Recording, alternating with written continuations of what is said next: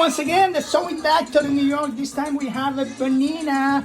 We have a Bernina 200 DCE. Had to take the whole machine apart because it's not working. What's happening is that it has an electronic issue. So when I turn the machine on, I get a red light here.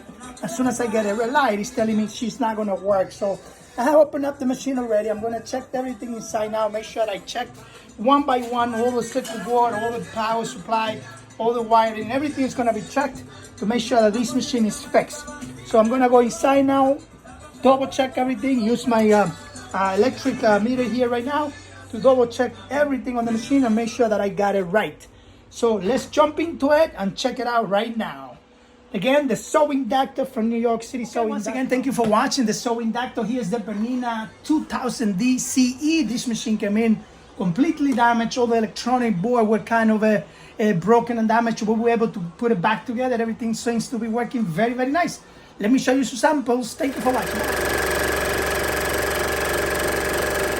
Beautiful, beautiful stitch. Came out very, very nice. The machine seems to be working 100% perfect.